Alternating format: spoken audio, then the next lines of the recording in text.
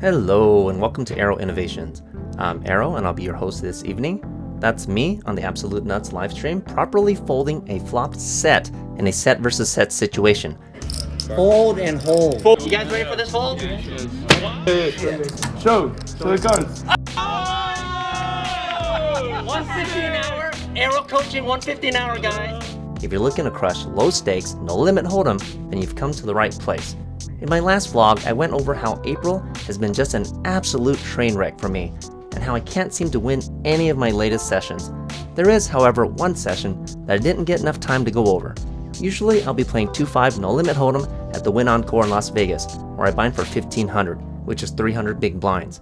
Except this time, when I put myself on the waiting list, there were 3 tables of 2-5. By the time I got to the casino, one table had broken down, and the remaining players were put ahead of me on the list. So I had to sit at the 1-3 for a couple of hours while we wait for a seat. So it's Monday night, technically Tuesday morning, on April 22nd as we start this session. I'll be playing the 1-3 no limit hold'em to kick things off, where I will initially buy in for only $300 to keep the content more relatable for my 1-2 and 1-3 players. A few minutes into the session, I'm on a short 5-handed table. The cutoff opens to 15 with a stack of about $225. The button folds. I look down at King-Queen offsuit in the small blind, and since I'm out of position and I'm playing in a 100 big blind structure, there's less room to make moves, so I just smooth call. The big blind folds, so we go heads up, out of position, to a flop of 8-6-4, with a heart and 2 clubs. We flop absolutely diddly squat, which might not be a terrible thing depending upon what our opponent does. He might actually have us out-kicked here with a hand like Ace-Queen or Ace-King, so maybe it's a good thing that we didn't flop anything. I start with a check, and my opponent checks the action back. Okay, good. I plan to fire out on almost 90% of turn cards. The turn brings in a 4 of hearts. Yep, this is definitely one of those cards that I plan to fire on, so I lead for 20, but I'm surprised when my opponent suddenly raises me to 60. The turn card paired the bottom pair, and it shouldn't have changed a whole lot, except it did put 2 hearts on board. My opponent has about 150 behind. I'm sitting here with King-Queen, no pair, no draw, and my plan to fire in the turn has backfired. I've been raised. I'm drawing dead to trip 4s. Surely it's time to fold now, right? I mean, right? Or is it? This is the 1-3, guys. That flop was wet as heck, and our opponent snap checked back after I checked to him. What made hand would do that? I'm telling ya, I'm betting that flop if I flopped anything at all, anything from bottom pair to top set. I have absolutely 0 made hands that would check that flop. So knowing this, I don't think my opponent has anything great either. But I have freaking king high. I'm even losing to an ace high semi bluff. So what do? Well, I'm not shoving, that's for darn sure. Wouldn't it suck to shove here, get called by the ace high flush draw, and then the river breaks, and I literally lose to ace high, giving him a complete double up? You see, I am putting my opponent on exactly the heart backdoor flush draw. After thinking my strategy over for a moment, even though I'm not committed to anything at all, I decide to make the call for 40 more, because my assessment of the situation is just that strong. As long as the river is not a heart or an ace, I plan to fire on every single card that comes up. So the river comes, and it's a 6 of clubs. That's definitely not a heart, and better yet, it doesn't change the board whatsoever. No annoying cards I need to worry about, like my opponent randomly hitting a 10 or a jack or something like that. So I fire out for $100 into the pot of 153, and my opponent snap folds. Doesn't it feel great when a plan comes together? He loves it when a plan comes together. Here, there's a live 6. I open to 20 in the middle position with ace-10 of spades, only the big blind and straddle calls. The flop comes 4, ace-7 with 2 clubs. We flop top pair with a decent kicker, but not a whole lot else. The big blind checks, but the straddle leads for 40 with a stack of about 145. If he just flopped 2 pairs here, we're gonna just have to pay him off, but we're beating hands like 5-6, the flush draw, and weak ace-rag types of hands. So I raise the price of poker up to 120. The big blind gets out of the way, but the straddle calls, leaving himself 20 and some change behind. I'm feeling pretty good about my hand right about now. The turn brings in a 5 of diamonds. My opponent shoves for his remaining stack, and of course I make the call. I mean, I would have called regardless of what card the turn brings in. The pot is already over $300, and I'm facing a bet of barely 20 bucks. The river brings in a deuce of diamonds. My opponent flips over ace 10 of diamonds, so we chop this one up. About 20 minutes later, the middle position opens to 10 with a stack of just over 1k. The low jack calls. I 3-bet to 45 in the cutoff with everybody's least favorite hand. We're talking about pocket jacks. Suddenly, the button cold 4-bets me to 100 with a stack of 220. The others fold. I can never call here if I think I'm behind, so I try to gather some information. Here, listen to the original audio. Want to check it down if I call? No? I mean, you're only gonna have my 45. I'm just gonna hold it. You won't get 55 more. I'm gonna push it all in after, so it doesn't matter. You're just gonna push it in. You don't want to just get free 55?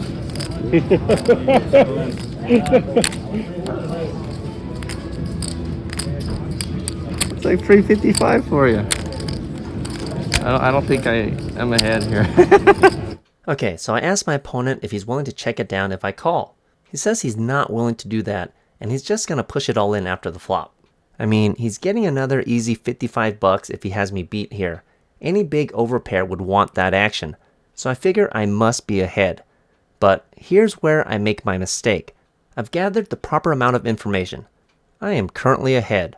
I should just shove all in here, but since I haven't played live poker in a while, I decided to just flat call instead of shipping my stack in. I figure if I see a safe flop, I'll get all of my chips in at that point. So the flop comes, and it's an unsightly 6-7 ace rainbow. If I was correct and I was ahead before the flop, I should almost certainly be behind now. So I check.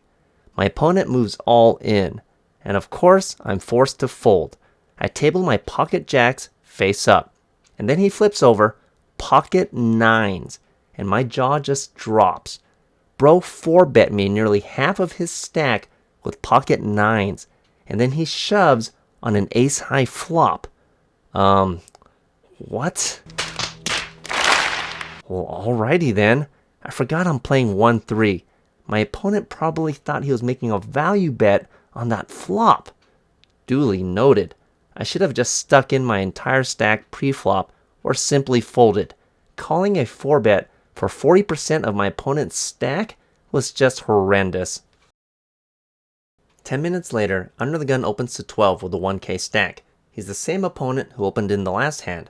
I'm starting to get the impression this player is opening pretty light, but I think I stand to make more money flopping a set. Plus, I'd rather lose 12 bucks and potentially win a ton of money as opposed to just taking down the blinds and that $12 raise, so I decide to just flat call. The low jack, button, and small blind all call as well, so as typical of a 1-3 game, we go 5-handed to a flop of 7-5-3 with 2 clubs and a heart. We don't flop a set, but in this very rare instance, we actually flop an overpair. The first 3 players check to me.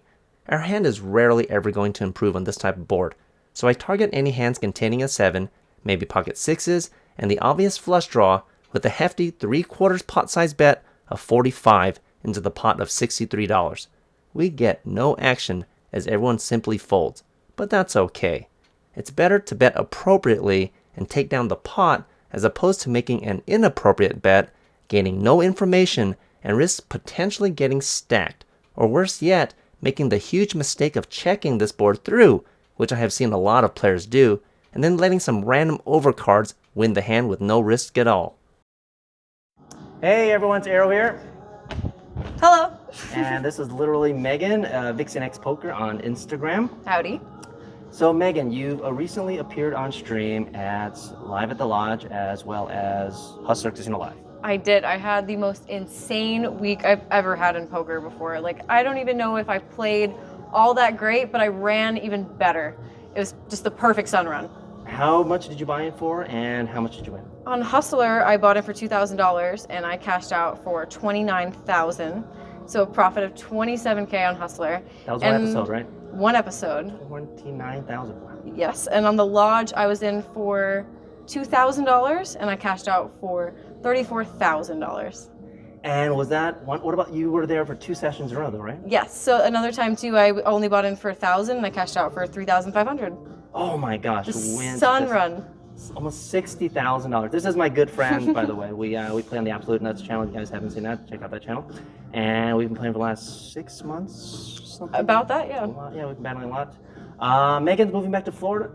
Sad time. So we're only gonna get a few days to play with her. Hopefully, we can get a session together and get a vlog for you guys. Let's do it. All right. See you guys soon. 4 minutes later, the hijack opens to 11 with, you guessed it, a 1K stack. Yes, this is the same guy who keeps open raising in the last 3 featured hands. Okay, at this point I'm convinced he's opening super light. Everyone folds to me in the small blind, where I look down at pocket 9s. My position sucks, but now that I know that this player is opening quite often and opening probably pretty light, it's time to isolate and look to win a medium-sized pot. So I 3-bet to $41. This raise amount is not designed to simply steal the $11 raise, but to keep in most of my opponent's hands. Meanwhile, I'm portraying a lot of strength. Plus, I need to charge more since I'm out of position. Simply trying to steal a couple of blinds and a single preflop raise with a super massive 3-bet is just a losing play, especially if you have no idea how to play post-flop in the instance that your opponent actually makes the call. So for my $41 3-bet, the big blind folds, but the hijack makes the call. We go heads up out of position to flop of deuce, 10, deuce with 2 hearts and a club. Perfect. We don't flop a set here, but there's only 1 overcard to our hand, and for a $41 3-bet, it's very unlikely that our opponent is holding a random 10. This is actually a much better than average flop. If you think it's a bad flop just because there's a 10 out there, you need to consider the fact that a hand like pocket 9s, there's going to be more than a 50% chance that the flop will contain at least 1 overcard. And of all the overcards that could have flopped, a 10 is the least of our concerns. An ace, a queen, a king would have been much, much worse, and occasionally a jack might be cause for some concern as well. But very rarely is a 10 going to be an issue compared to the other cards. Think about the types of hands that you yourself would play for a $41 3-bet, besides from the overpairs that have us beat.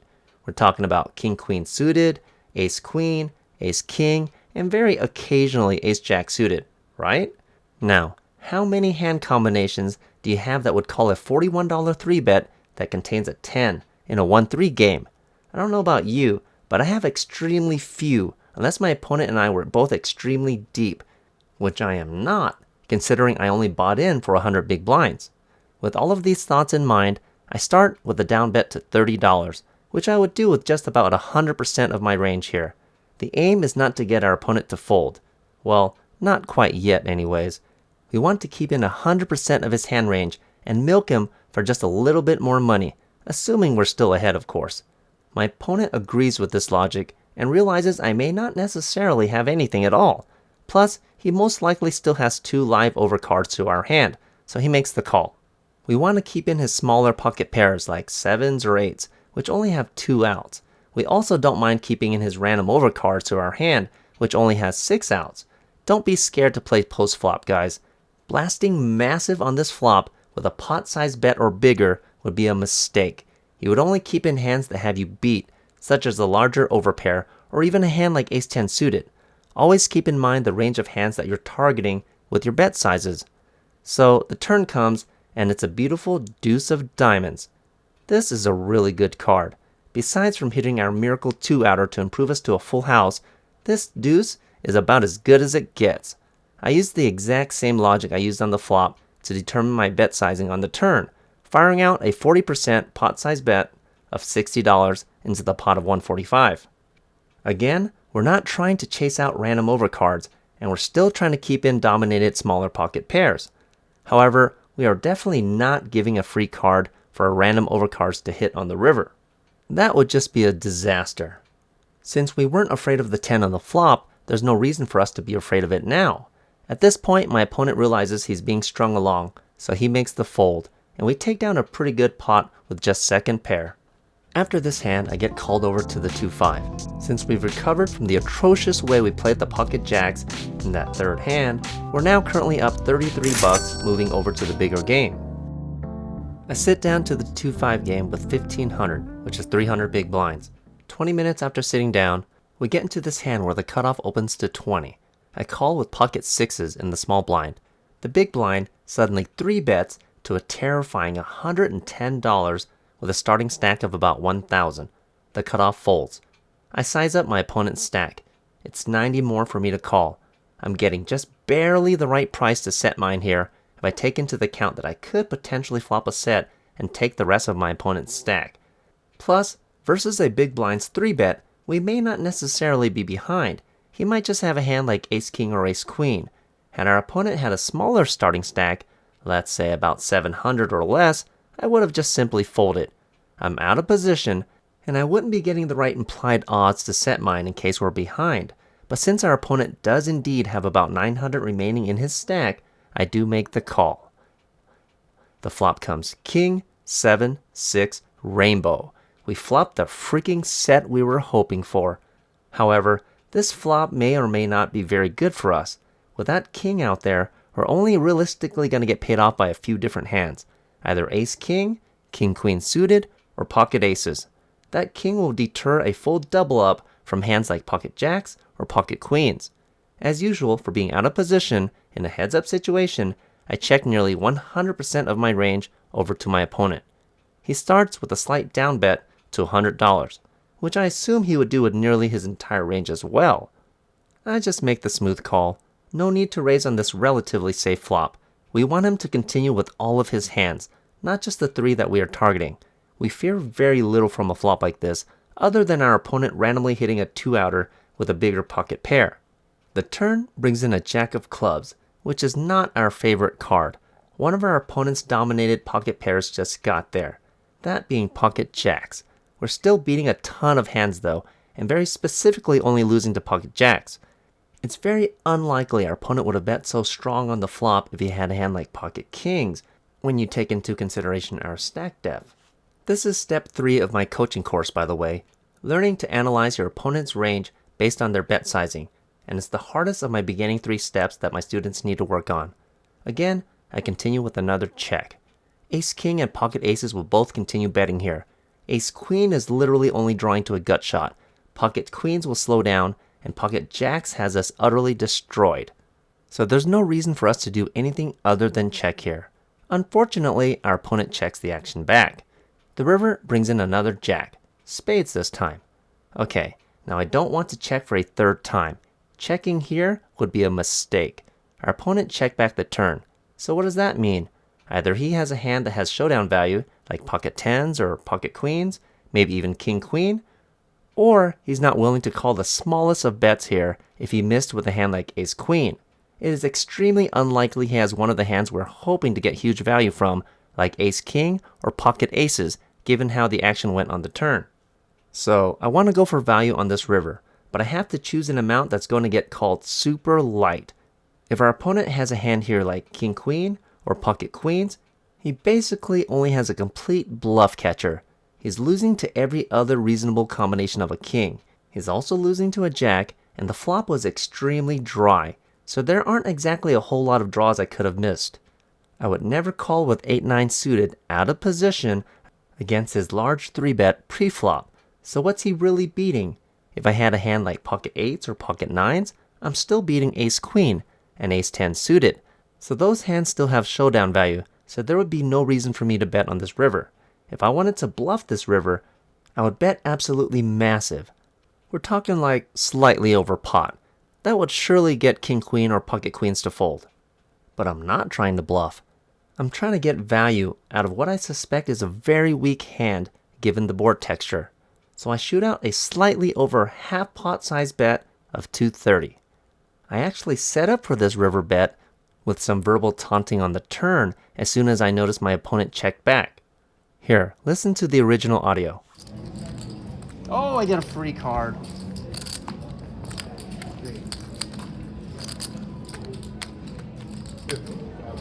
You must have ace-queen. You're like, damn, I do have ace-queen. What the hell does he have that ace-queen beats here? Just checking this is the board, that's all. It's like, damn, he called my hand. I have ace-queen. What do I beat? So, since I laid the groundwork for this river bet, my opponent does end up paying me off. I show him the bad news, and he tells me he had pocket queens.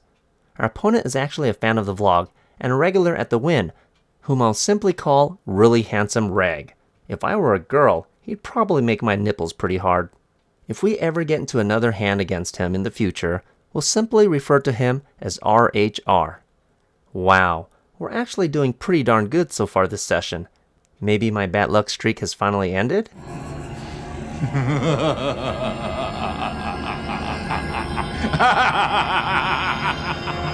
Hey, what's up guys? Aero here. A couple of fun announcements. The first of which is I am deeply honored that I have been invited to participate in a charity event. This is going to be for the Cops for Kids Charity Poker Tournament. It's going to be held on June 13th. It's a Friday, and appetizers and drinks start at 5:30 p.m. For $300, you get to participate in the poker tournament, and it also includes 2 drinks and appetizers. I'm going to be a bounty, so I'm pretty excited about that. I'm also going to be bringing along my good friend Vixen X Poker, also known as Megan. I'm not sure if you're familiar, but she played on the Absolute Nuts channel with me. We used to battle. She's also pretty famous at Hustler Casino Live and The Lodge, where she bought in for like 1 or 2,000 and just crushed it for like over 30K on each of those events. So if you guys are going to be here in Las Vegas this summer, you want to meet and play with me in person, you want to meet and play with Vixen X Poker, come join us for this charity event. It's hosted by the LVP MSA Charitable Foundation, and it's run by Troyce Kroom. Remember, it's going to be June the 13th, Friday, and it starts at 5:30 p.m., and I hope to see you guys there. Other than that, I wanted to remind you I'm holding another live stream meetup game. It's going to be this Sunday between 2 to 4 p.m. It's going to be May the 25th. It's going to be in the Cheddar Club. There's going to be cash prizes, 100 big blinds for whoever has the biggest stack in the 1-2 or the 50 cents a dollar game. So that's going to be $200 for the 1-2 and $100 for the 50 cents a dollar game. You're going to need my password. It's going to be private games only for those that watch my videos. The password is going to be Aero Poker, all lowercase AERO POKER. I hope to see you this Sunday. 30 minutes later, I get involved in this hand. Here, under the gun limps. The low jack raises to 20 with an absolutely daunting stack of about 4,500. I call on the button with ace-10 of spades. In hindsight, I should have 3-bet here since I have a great hand in position to a pretty weak open raise, but I haven't played very much live poker lately, so my skills are a bit rusty. The blinds fold, but the under the gun limper calls as well, so we go 3 ways to flop of jack, 9, 4 with 2 spades. On the surface, this looks like a pretty darn great flop. We flop the nut flush draw with the ace as an overcard. But things start to look a little bit less pretty when after the under the gun player leads for 35, the low jack original raiser 3-bets to 110. This is very disconcerting. We're facing a $110 bet, which is pretty substantial in consideration to the pot size. It's very unlikely, but if we call here, the under the gun player might very well smash a 3-bet into our face, which would signify a hand like a set of 4s, which would greatly diminish our potential outs. Heck, even the original raiser might have a hand here like pocket 9s. Folding here is actually a reasonable play. Let's evaluate the situation for a moment. The under the gun player could be leading with almost anything, from a naked 9, a weak jack with a hand like 10 jack, an open-ended draw with a hand like 10 queen. But what sorts of hands would the low jack be raising with? That's the bigger concern. We're holding the 10 of spades, so queen 10 of spades is out of the question. If we're lucky, he's doing this with a hand like king queen of spades, which we have him slightly dominated. But that's really hopeful thinking. Could he have an overpair? I think a hand like king queen suited or an overpair would have raised bigger pre-flop. So I think the most likely hands he has here are either ace jack or pocket 9s. But there is some small possibility he might have a smaller flush draw here, like a king high flush draw or a queen high flush draw, but that seems so unlikely since we're holding the 10 of spades. I guess it's perhaps feasible that our opponent could have a hand here like jack queen of spades or king jack of spades, since the jack of spades is still unaccounted for. If I were out of position, I think I would just fold here, but since I do have position, I decide to make the call and see what transpires on the turn. The under the gun player folds, so we go heads up in position to a turn, which brings in the jack of spades, giving us the nut flush on a board where the top pair has just paired. Even though we just made our hand, it's pretty alarming when our opponent continues with a near half pot size bet of 150 into the pot of 320. Okay, at this point alarm bells should be ringing. The flush has made it, but our opponent is still betting. The slight possibility of an overpair should be thrown out the window completely. This is the worst possible card for an overpair to bet on. Pocket nines is still very much a real possibility. Jack Queen and Jack King of Spades is no longer a possibility. So what are we beating? We just cold called a bet and a raise on the flop. The flush has come in, and yet our opponent is still betting. We can most likely rule out Ace Jack. I mean, this is 2-5 deep stack, not a 1-2 or a 1-3 game.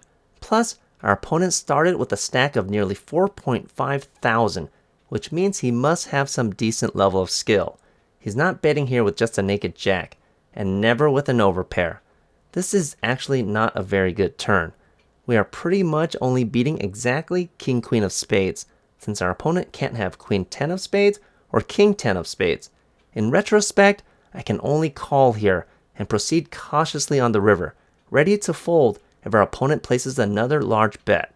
However, my long time away from poker due to all my traveling has seriously dulled my blade. Poker is like working out at the gym. You experience muscle atrophy if you stay away for too long, or in this case, brain atrophy. I already made the mistake of only smooth calling my opponent's 4-bet earlier with my pocket jacks against his pocket nines, instead of simply just ripping it all in. And now I'm about to make another big mistake. I raised my opponent's $150 bet to $550. If I weren't holding the 10 of spades, this wouldn't be nearly as bad of a play. My opponent could have a variety of hands I'm beating here, like 8-10 of spades, 10 queen of spades, king 10 of spades, and also king queen of spades. Me holding that 10 of spades eliminates the vast majority of those possibilities. I'm only beating exactly king queen of spades, or a very poorly played ace jack. You see, even really good players make rookie mistakes sometimes. No one plays perfect poker, but if you want to maintain your edge, you need to keep it continually sharpened, which I haven't been doing these last couple of months. Against my massive raise, my opponent makes the call. I was very specifically targeting king queen of spades and ace jack, which is being way too specific. I was disregarding the hands that have me drawing dead right now, the most prevalent being pocket nines. Okay, so the river comes, and it brings in the 5 of spades, putting a 4th spade on board. Suddenly, my opponent starts counting out chips. I think to myself, I'm folding to any large bet. Surely he has to have a full house on this river to bet. But instead, my opponent only slides in a 3rd pot size bet of $550 into the massively bloated pot of $1420. I sigh and make the crying call, and you can listen to the original audio. I'm hoping you don't have nines. Is that 9 jack? Wow, yeah. Instead, my opponent flips over jack 9 of clubs for a slightly even bigger full house, but a full house regardless. I lose this incredibly massive pot of over $2,500 that I bloated up unnecessarily on the turn. You see, the thing is, a lot of players on a losing streak blame it on bad luck. They don't take accountability. They don't acknowledge that oftentimes being on a losing streak is just a factor of continual bad play. Sure, yes, I have been getting wrecked and run over by the cards lately, but I also haven't been playing my absolute best either. I've already made 2 really huge mistakes this session. I acknowledge that openly. I try not to let this hand get to me though, and keep up my resolve. 35 minutes later, there's a live 10. Everyone folds around to me on the button, so I open the action up to 35 with king jack of spades. Only the straddle calls, who's shown himself to be a bit of a loose cannon. We go heads up in position to flop of ace, 10, jack, rainbow. We flop middle pair with a gut shot draw on a board that's pretty darn good for our range. My opponent checks. I don't imagine much of our opponent's random straddle cards will hit this board, so I start with a slight down bet to 30, thinking I would just take down this pot without a struggle. Instead, my opponent puts in the call. The turn is an 8 of clubs, not doing a whole lot for us. Meanwhile, a hand like queen 9, which flopped the double gut shot draw, just made a straight. It also puts 2 clubs on board. My opponent checks again. Here, on this turn, I should just check back. We have showdown value, and our hand isn't exactly massive to try to get 3 streets of value. It's better to check on this turn and be prepared to call a river bet.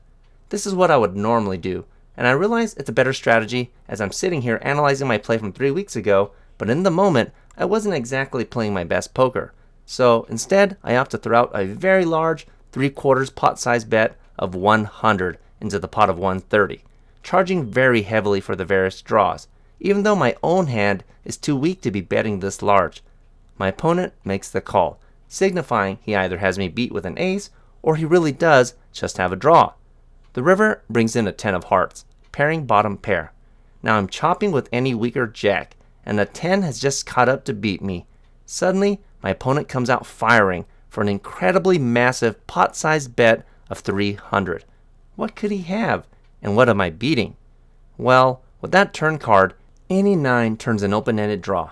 My opponent flopping a straight on this board with a hand like king-queen is almost out of the question. Plus, he would most likely raise this on the turn. I've seen how aggressive this opponent can be, and he also likes to throw out massive bluffs as well. So what sort of hand calls on the flop that we have beat by this river? Let's see. We chop with jack 9, and of course we lose to any ace. I don't think there's a point for ace 9 to be betting on this river since it has quite a bit of showdown value. I'm thinking our opponent most likely has a 9 of some sort in his range. He's trying to represent 9-10, I guess? We're not beating any of his value hands. We're only beating a complete airball bluff. This is why I should have just checked on the turn. I would have kept the pot smaller and more manageable for us to call on the river. Instead, I bloated this pot up looking for extremely thin value, and now I'm facing a $300 bet and all I have is middle pair. I eventually end up folding my hand in the end, only for my opponent to slam 9-4 of diamonds in my face. He floated the flop with nothing but a couple of backdoor draws, finds a draw on the turn, and gets the opportunity to bluff me off of my hand on the river only because I was overly zealous with my turn bet. Alright, so this makes for 3 massive mistakes this session. I have no one to blame for this losing session but myself. This is not bad luck. This is simply bad play. Some of you watching this video may think that some of my mistakes so far are ones that you might make yourself, but you need to keep something in mind. I'm not a break-even player. I'm not even a slightly winning player. I'm usually an incredibly dominating player, and the only way I can keep up with my win ratio is by not making any of these mistakes. Hopefully, by watching my videos, you guys can learn not only to mirror my winning plays, but to also avoid my big mistakes as well. I've never been shy to showcase my big mistakes, so long as there's any educational value to them. 40 minutes later, I'm doing my best not to let the mistakes I've made so far get to me. Here, the middle position opens to 15. He's the same opponent who just bluffed us off the last hand. The small blind calls. I look down at king queen of diamonds in the big blind. This is definitely a good 3-bet candidate versus my opponent's small opening raise amount, especially now that I have more information on what sorts of hands he likes to play. So I raise the action up to 70. The middle position calls, but the small blind folds.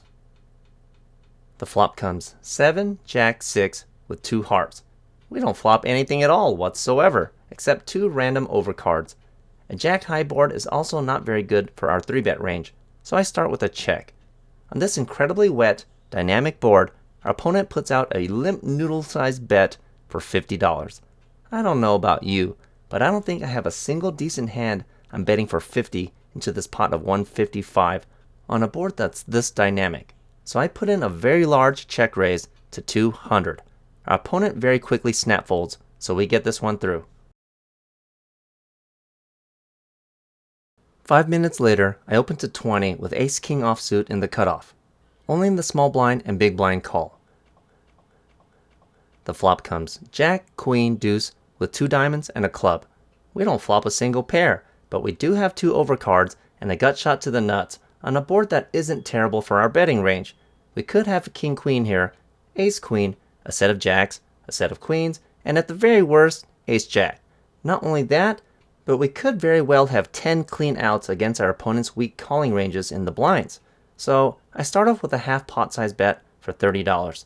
The small blind folds, but the big blind calls, with a short stack of only about $300. The turn brings in a 5 of spades, which doesn't do a whole lot for us. Still, we're dealing with a short stack here, who at best might have some sort of weak queen. If we can't get him off on the turn, I highly doubt he wants to hero call for the rest of his stack by the river, so I throw out another half pot size bet of 60 into the pot of 120 with ill intentions of shoving on most rivers. Thankfully, it doesn't come to that, as our opponent just quickly makes the fold.